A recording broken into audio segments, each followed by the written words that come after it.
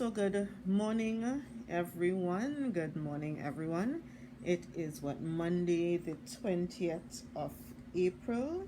We are all the way, almost end of April. Remember when the year began and January seemed like it wasn't ending at all, and now April is almost over, and we are all stuck at home, or many of us are stuck at home, and we are feeling a myriad of emotions as a result of being stuck at home.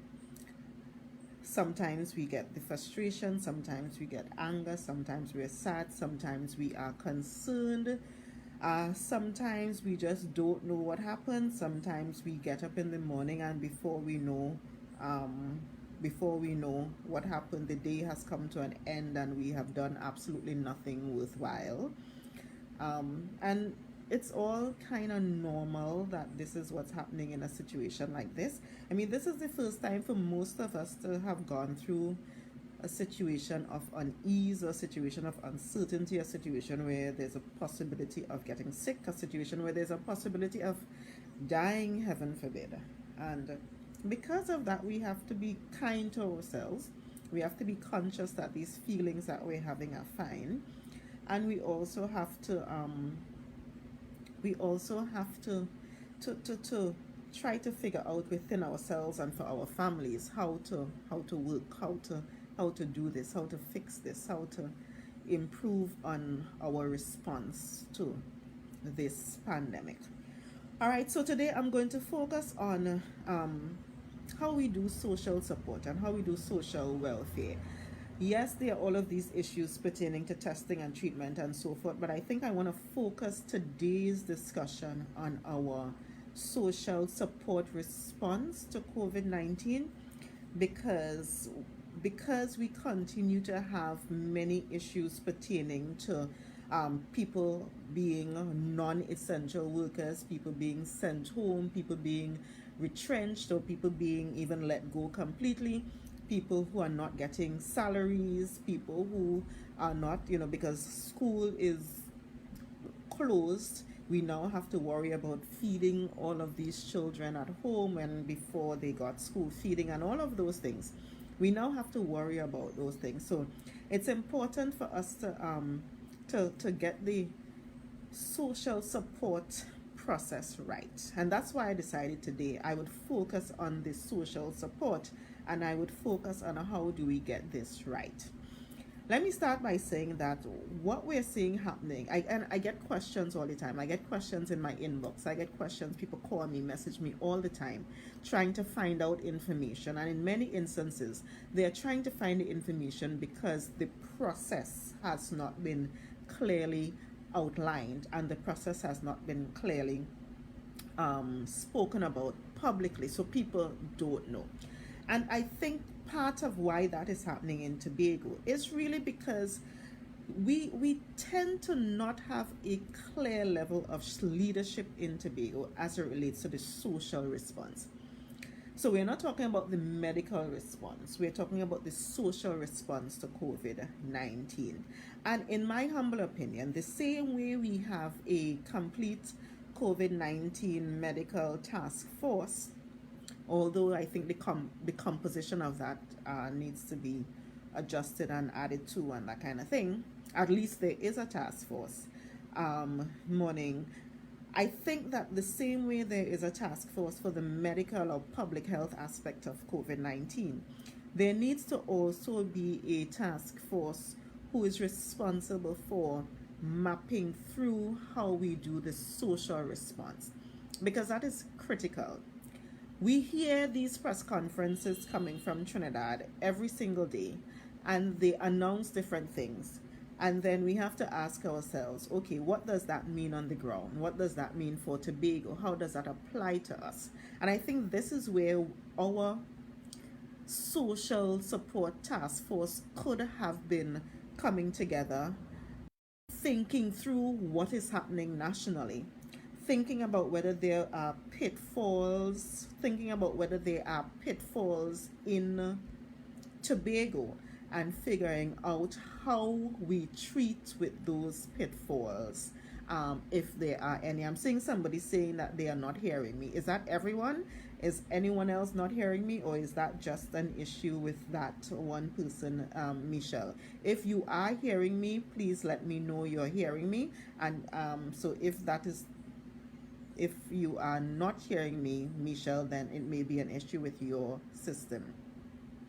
So yeah, the first thing I wanted to highlight is the fact that we need to have a very clear set of processes on how we do things in Tobago, how we respond to the social needs of Tobagonians. And it's because we have a group of clients. Our group of clients in the Tobago House of Assembly includes our internal clients, and it includes our external clients, our internal clients and external clients. So I'm hearing people saying they're hearing loudly. So that if some people are not hearing, then you need to turn up your volume or something. All right. So we have to deal with our internal clients and we have to deal with our external clients. Let me treat with the external clients first, because those are the ones we think about. Those are the ones we think about when we do not when we talk about social support. We think about the people who need the rental assistance, the people who need the phone cards, the people who need all of these things. That's what we think about. So yes, I'm seeing some people saying they're not hearing. The recommendation is for you to refresh so that you're hearing, because almost everyone else is hearing me loud and clear. So if you are not hearing, refresh the live and you should pick it up. Okay. So we think about the external clients, and those need to be taken care of. Now, for example, I got a message this morning from someone who is stating that they got a food card, a temporary emergency food card from the Tobago House of Assembly, and they went to a particular grocery. But when they got up to the counter, the grocery tried swiping that food card in the normal food card machine, and it did not work. Now, that is very, very frustrating for several reasons. One, the person has already gone through the process of shopping, picking up what they need, and now they are up at the counter with the food card, and it is not working. And it is not working in one of the smaller groceries in the east. So the person reached out and said, okay, I got the card, it's not working, what do I do? Well, one, it was the first time I had even seen those cards. Now, I did hear very early up in the pandemic, we did hear them say that the Division of Finance, so in addition to the regular food cards that everybody get, and the food card that the Ministry of Social Development was giving out, the Division of Finance also has these food cards that they also give out. Now, granted, this was the first time I had even seen what these food cards look like. Apparently, they've been giving them out for quite some time, and we just did not know about it. But the thing is, from doing my investigation, I've recognized that those food cards are only being accepted at some of the larger groceries. So we have the Penny Savers, the Viewport, and so forth. Again, going back to the issue with COVID-19, remember last Friday, we were all, if you were out there, in the roadblocks. We were in these roadblocks, and they were telling us that if we live in the east, we should not be going to town to do grocery shopping because we have groceries in Tobago east. And I'm recognizing today that even if we have groceries in Tobago East, the one grocery that I think accepts it, I also got a call this morning saying that they did not accept it. So I don't know what's happening with that. So we have a situation where people have these food cards. They're trying to go to the groceries. They're trying to go to the groceries closest to them, but the groceries that are closest to them don't accept those food cards. So what do we expect them to do? It means they now have to get up, go to town, go to Viewport, go to Penny Savers, or go to, I'm trying to figure out the other grocery in town that accepts it, because the groceries in country don't accept it. Now, something as simple as that is something that, because it's now come up, because we are now hearing about it, this is where that task force for social support could have been brainstorming and figuring out, okay, how do we add 2 or 3 or 4 other groceries in the eastern and northeastern end of the island to ensure that we don't have to go all the way to town to get groceries? Because I understand the police are out today again doing roadblocks, sending people home because they are supposed to be non-essential, and they're, why are you out? And we recognize that if somebody has these food cards from the Tobago House of Assembly, there are only certain places they can go with them, and that needs to be hammered. That needs to be hammered out.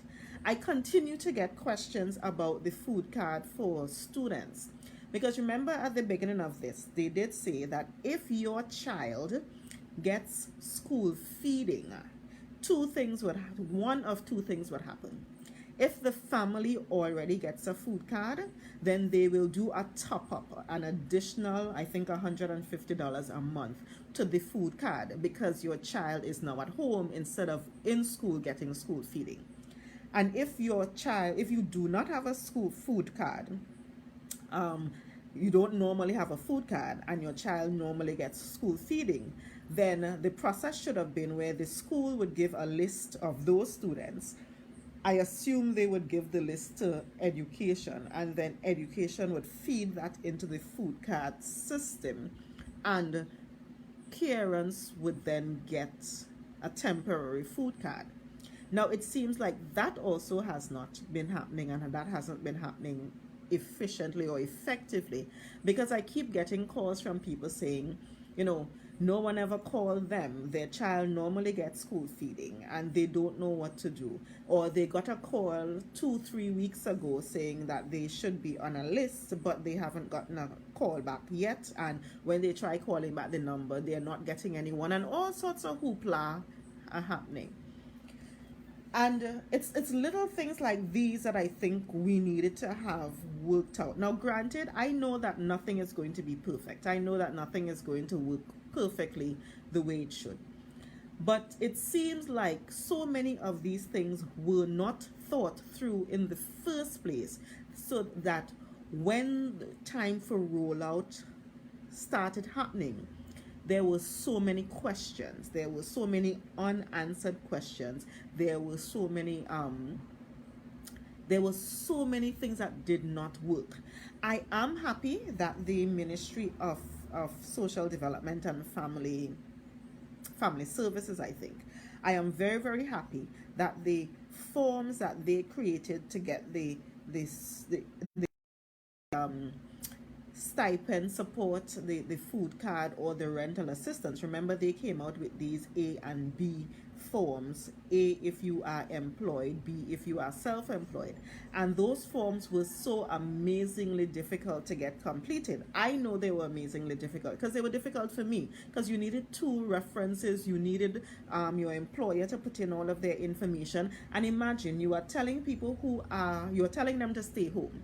They have been sent home, and because they have been sent home, they now need this support, but you're now telling them they have to go find 2 references to sign. They have to go find their employer to sign. They have to go get copies of all of these things and all of that. And because of that, it was so difficult. So I am so happy when I saw the message late last week that the Ministry of Social Development changed those forms. They simplified those forms, so you don't have to do all that running around again. You could fill it out online, send it back, and they would then call people, or you need less people to sign the forms and that kind of thing. Now, these are things that we could have worked through here and figured out how to treat with them here.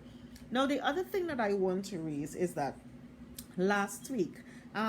sometime last week, we got a sense, and by we, I mean somebody sent a form, an image of a form for me. Oh no, they asked me to help them fill out the form.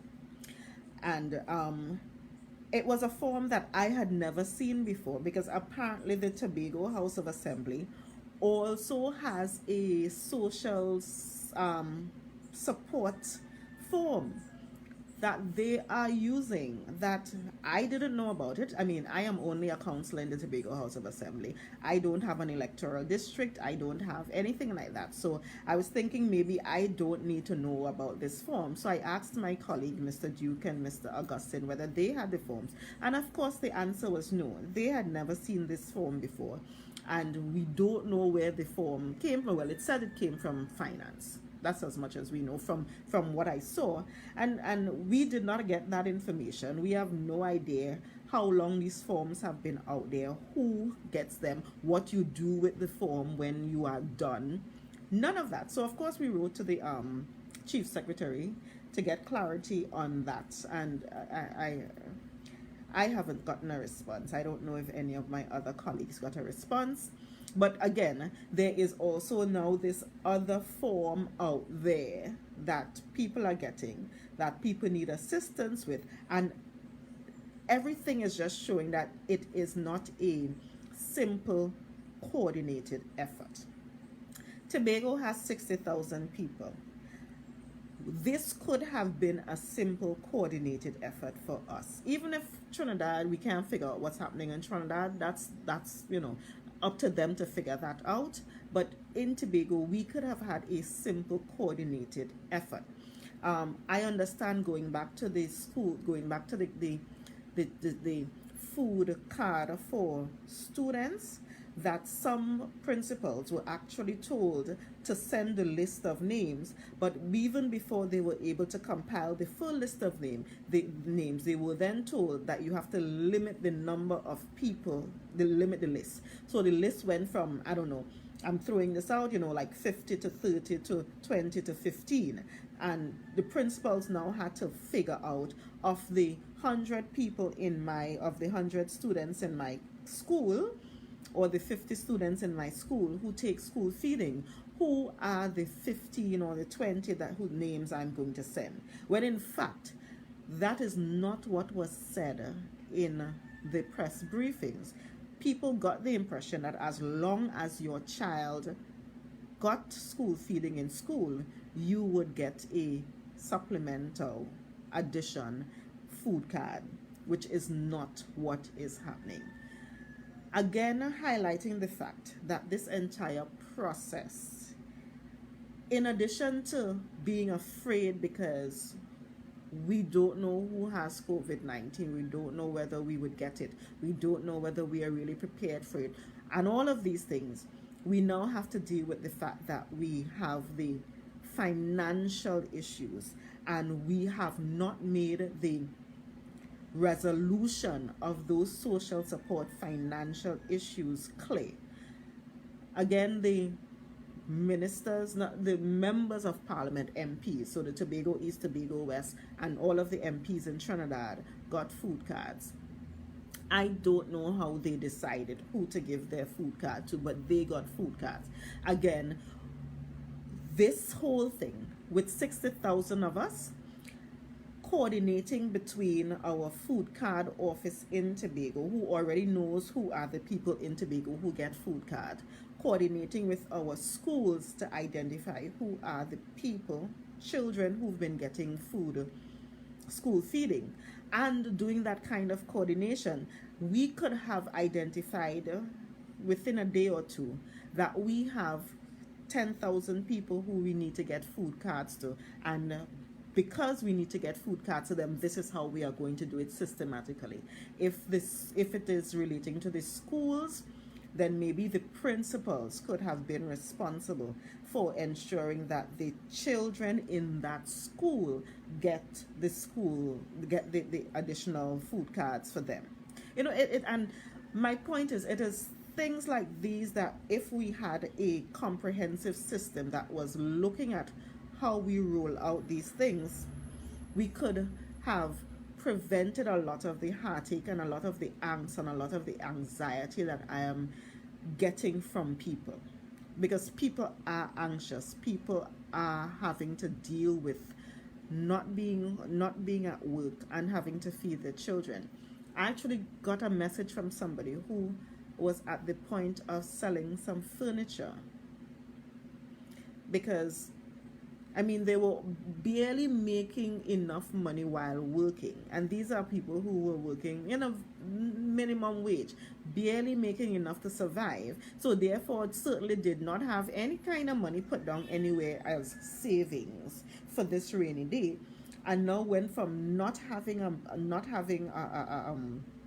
a salary. I went from having a salary, as minuscule as it was, to not having a salary and having to deal with that. And I think, we really needed to think through some of these processes. And I still think there is time in Tobago for us to have a core group of people at the top thinking through, the same we have the medical task force, thinking through for the social support task force, what we can do, how we can improve it, how we can roll this out a little easier so that we take that burden off of people. So that relates to the external customers. I am particularly concerned though about our internal customers. And who are our internal customers? So our external, let's just say we are talking about the Division of Health, Wellness and Family Development. Our external customers are the people who come to us and say, I need help with rent, I need help with a food card, I need counseling, I need whatever. Those are our external customers, our clients. Our internal customers, though, are the social workers, the counselors, the accounting people, all of these people who are essential workers, because they have to do the groundwork, they have to do the paperwork to get all of this done. They have to do the groundwork to get all of this done. And we need to ensure that the same way we take care of our external customers, our external clients, that we ensure that our internal clients are very well taken care of. We have an issue with childcare. The picnic them, they're home. They are at home. We have significant volumes of people who are single parents. A single parent who has a child at home who is an essential worker now needs to figure out, on top of everything else, what am I doing with my child? And this is something, again, if we had a task force looking at this critically from above, this is something where we could have had a couple daycares where we designate the daycares for essential workers only. So we know that if you're a doctor, a nurse, or a social worker, or whatever, you are an accountant, because accountants are still going to work. They have to, they're processing salaries. These are the daycares you can drop your children off at. We have very rigid measures to ensure that we are safe in the daycare. So we take, the temperature of the children, the temperature of the parents when they come in. We ensure that we have enough adult to child ratio and all of those things to ensure that our workers are taken care of. So childcare is one of those things. A simple thing as a meal. I mean, for those of us who are home and who are cooking and who are baking and who are making doubles and all of these things, it's fine. We home, we cooking. But for a social worker or for a hotline worker or for a doctor or for a nurse who has been out all day and all night possibly, cooking is not at the top of their list either before or after they go to work. So as part of our overall response, we needed to figure out how we would ensure that our workers are taken care of when it comes to food. Because remember, at least up to last week or the week before, we still had our food places open. So even if you could not sit and dine, you can go grab a meal and go back to your office or whatever. But since that has been closed, those people now have to figure out how they are getting meals. And a part of our overall response to COVID-19 could have been ensuring that we make those kinds of provisions for our workers. Even if that means, for example, we have a couple caterers that we're working with, and the caterer's job is to prepare these 20 meals every day for our department or whatever. And this is an opportunity where we would say, well, maybe that is too expensive, but really, is it that expensive? Is it too expensive to ensure that your worker who is out there, who is putting their life on the line for us, that is too expensive? And this is an opportunity again. Let's think through this. If the caterer normally charges $50 a plate or whatever it is for lunch, we can make an agreement with the caterer saying, hey, listen, we are coming to you. We expect 20 lunches every single day for the next however long. I know you normally charge $50 a plate, but in this kind of crunch, we can't pay $50 a plate because we can't.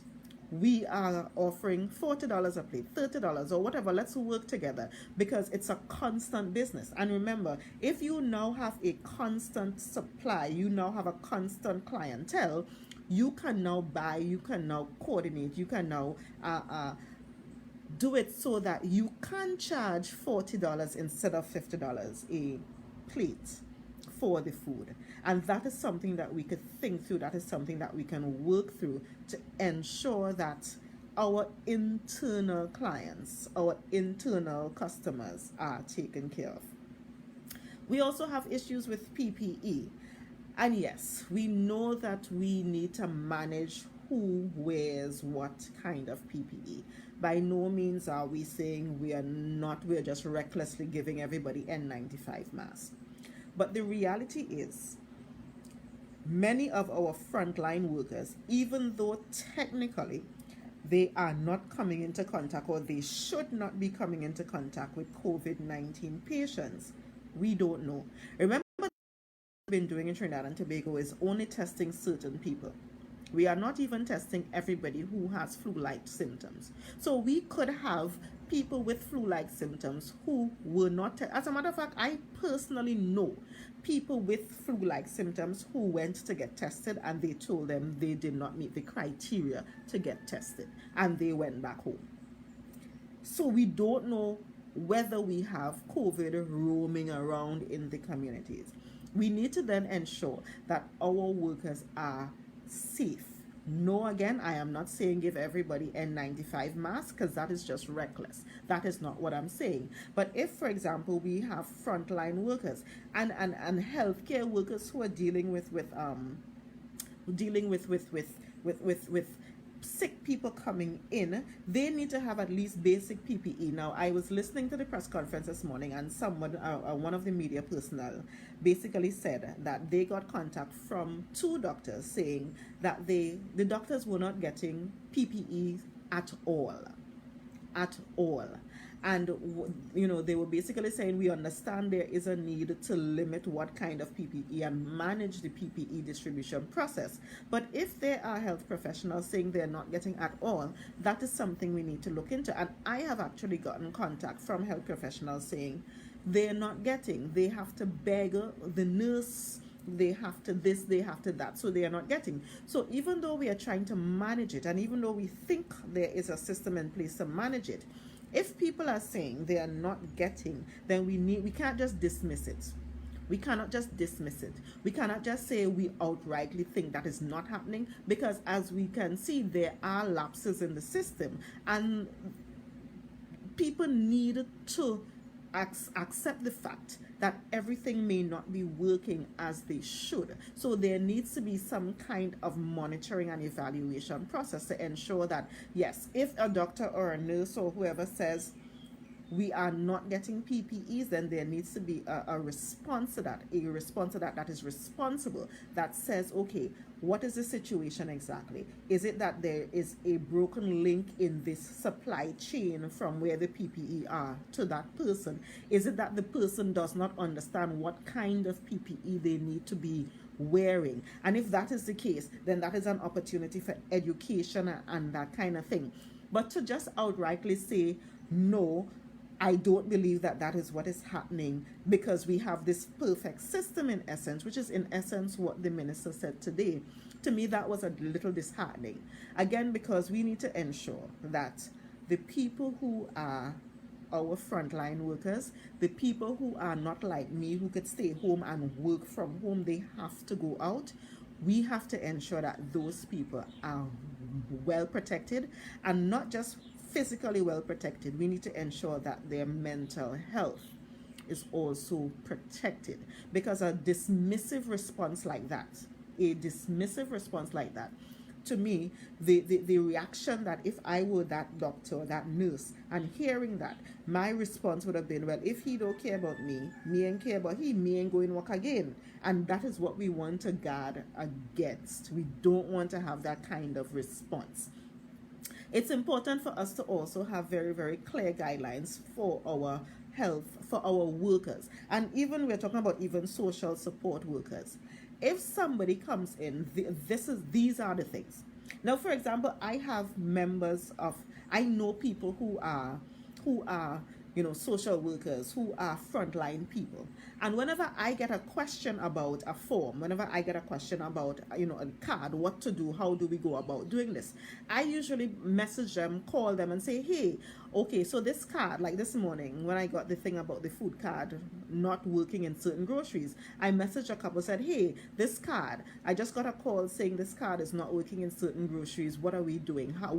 Can you tell me which groceries these cards work in so I know how to tell the person who called me? The response that I actually got from many of the frontline workers is, Faith, I never said a card before. Now, if this is somebody who is a frontline worker and that person has never seen the card, so therefore does not know the answer to my question, we see where we again have a breakdown in the system. We again have a breakdown, and when there should have been a very clear answer to a question that is a very clear question, we now have to then use our time to say, I don't know, let me go find out. When, again, going back to my original point, if there was really clear leadership as it relates to the response in Tobago, there would have been a task force that would have identified, say, hey, in Tobago, these are the 5 options for getting food card. You get it here, here, here, and here. This is where this food card is. This is what it looks like. These are the steps you have to take. This is the form that you have to fill out. And those things were so clear, so that anybody in the system who has to answer a question knows the answer, or at least knows where to find the answer. And that is my biggest concern, that because we had not thought through this process, everything is so disjointed, everything is not working as a cohesive unit. We will continue to have a significant number of people who fall through the cracks because we did not think through the process carefully. And again, I am not saying that it is too late. I am not saying that failure, because it didn't work before, it is never going to work. We still have an opportunity now to put that in place, to right the wrong, to fix the things that have not been working, and to go forward from henceforth better than we did last week. And this again, remember, if you have, it was one of those things that, the 2 or 3 people that I reached out to this morning, and all of them said to me, Faith, I don't know anything about that card. That then started their morning on frustrated. Again, remember I said, we have to be careful. We have to take care of our internal clients. We can't have them frustrated for simple things that we could have resolved. 2-3 weeks ago, but because we didn't go through the process correctly, we can't. Again, just quickly, so that we know, we still don't have any response to the whole pandemic leave. Remember, we spoke about the pandemic leave day 1, day 2, day 3 of the pandemic, and there seems to not be any answer as to what that means, how that is going to be rolled out, whether it applies. No one seems to know about that. So because it came up, I wanted to just throw that in, that we don't know. There has been no further information as far as I am aware. And when the question was asked again this morning at the press conference, the answer was, well, the Minister of Health said that was not his responsibility. So he would leave that to the Minister of Labor, I think was the answer. You know, if you recognize, if you listen to these press conferences, you realize that that is the answer for a lot of things. As long as it is not directly under their purview, they don't know the answer, and they leave you hanging, which is not very comforting at all. Again, goes back to ensuring that our mental health works, our mental health works. Okay, so those were a couple of the things that I wanted to mention. Just the fact that we needed to just think through a little bit how we deal with our social response, and it needs to be a very well-oiled, very coordinated effort, because we could come out of this recognizing that we've missed a lot of people. And if we miss a lot of people now, then they continue into this thinking that they are not being taken care of. And then there is all of the spiral effects from that. You have, frustration, anger, sadness, depression, the social issues, the domestic violence issues that may come about as a result of it, and all of that. So I'm getting a message that the police that was giving out tickets wasn't changing their gloves. Can they transfer the virus from people documents? Yeah, so that is something that was also raised, that was brought to my attention this morning, and it is something that I'm going to try to reach out to a couple of the TTPS folks that I know. Yes, technically, if I have COVID and I sneeze or cough or whatever, it's on my hand, I just took out my DP to hand it to the police. The police touches it, though the police has gloves on, the police is safe. But then the police does not wash the glove, does not take off the glove or wash their hands or anything like that. Uses the same glove to then touch somebody else's DP. The person then takes it back, puts it back into their purse or their wallet or whatever, and then touches their face. Technically, yes, you can get COVID-19 from that. So what I am recommending in a situation like that is the police does not need to touch the actual thing. If they need to see it, you could, hold it up. You hold it up so that they see. Hold it, far out the window kind of thing, so that they see what it is what is on it, and they can then record it and so forth if necessary. Or the better thing would be for them to change their glove every time, which I guess they don't have gloves to change their gloves every time they interact with a new person. So it is better if they don't handle it. If you handle it, show it to them, and then there is no exchange possible there. So that's an important question. It is something I am going to raise with a couple of the TTPS folk that I know, and let's hope that that is something they could treat with, something they could change, because what we don't want is to get community spread because of these roadblocks, and because people are touching multiple DPs and handing them back and spreading it that way. That would be absolutely horrid if that actually happens in Tobago. I pray to God it doesn't happen. So yes, those were some of the things that I wanted to raise. So somebody saying, no, I asked yesterday if I could just hold the DP so that they could read, and I got a bad attitude back commanding me to hand it over. So we do have issues with the response of the TTPS and how they are interacting with people. It's one of those things. It's one of those things that is important that we need to deal with, and I'm hoping that this is an opportunity for us to improve our customer service generally and so forth. Yes, so please remind people about asymptomatic carriers. Yes, this is critical to it. And this is why I said I would spend a little bit of time in another live talking about the importance of testing and why widespread testing is so important. As a matter of fact, I spoke about it a little bit this morning. If you are on Facebook, you can go back to my page, because I posted the video of the interview I did on Channel 5 this morning. But yes, we do know for a fact that there are people who have no symptoms whatsoever. They are called asymptomatic, and they can spread. And if they are spreading, so perfect example with the police. I may be asymptomatic. I may have it. They don't know I have it, so it's not like I'm being malicious or anything. I'm fine. I feel fine. I don't feel sick or anything like that. But I have it. I go out to get groceries because I need groceries. I get into one of these roadblocks. I hand my DP over to the police, who has their glove on but has not changed their glove, and the person in the car behind me the glove now transfers it to their DP and they then get it back in the car. That's a very clear possibility of happening. And yes, again, we don't know a whole lot about the virus. Every day we learn something new about the virus, and because of that, we have to be extra careful. So yeah, it is critical that that extra care is taken. Going back to one of the things I needed to be clear on, it's there are email addresses, for example. So two things I found out this morning. One, that food card that the person sent me, the Tobago House of Assembly food card, apparently that food card is given from the Division of Finance, and apparently you have to go to Victor E. Bruce on mornings, very early in the morning, and apparently they are giving a limited number of forms to apply for that card. So you can't just go anytime, any day.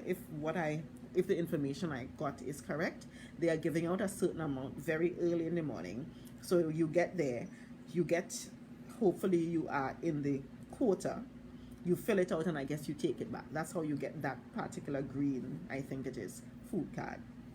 The other forms, we have the social development forms, we have the NIB form, and we have that other THA form that we still don't know anything about. I just happened to get a call saying, hey, there's this form, can you help me fill it out? And when the person sent me a picture of the form, I was like, oh, wait, what form is this? I don't know anything about this form. Where did you get this form? Oh, so they only giving certain of them people this form, because our people, PDP people, did not get that form. The form that is the social development form, that form is online on the Ministry of Social Development and Family Services website. The NIB form is on the NIBTT website. That third Tobago House of Assembly form, I am not sure where that form is, and I can't say much about that one. But the other forms are online, and you can send them back via electronic format. Also, if you don't have electronic format and you got those forms downloaded, there is a Dropbox for the social development forms.